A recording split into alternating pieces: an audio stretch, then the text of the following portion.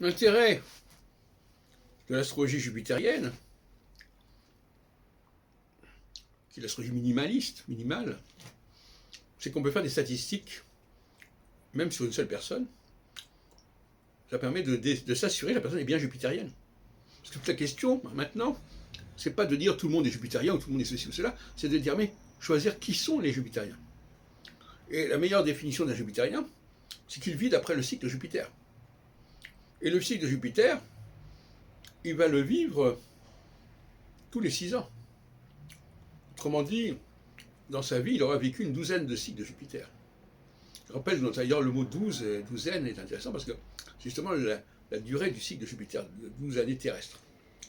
Donc, l'astrologue minimaliste va rencontrer des personnes qui se prétendent ou qui voudraient savoir s'ils sont jupitériens. Il faut qu'ils vérifient que le cycle de Jupiter les impacte, ce qui permettra de faire des prévisions.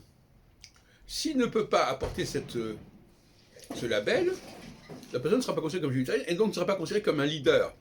Et si elle ne sera pas considérée comme leader, elle ne sera pas considérée comme un leader prévisible. Parce que le leader jupitérien, le vrai, il est prévisible. On sait exactement à quel moment il sera comme ceci ou comme cela. Quelqu'un qui n'appartient pas à cette catégorie est imprévisible, donc il est ingérable. Quelque part, il y a un côté mécanique chez le jupitérien supérieur. Et donc, effectivement, l'intérêt du cycle de 6 ans, c'est qu'il peut se répéter une douzaine de fois, même peut-être plus, au cours d'une vie.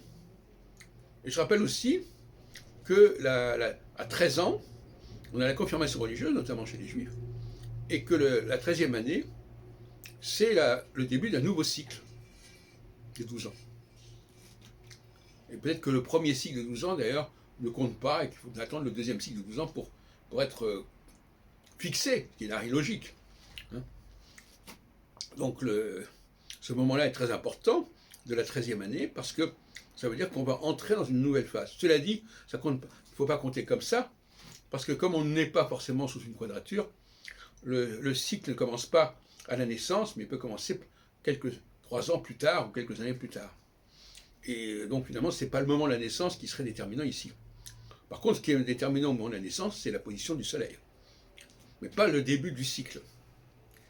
On sera en train, on prend un cycle en train. Mais bon, mais c'est pas... Bon, vous avez compris ce que je voulais dire.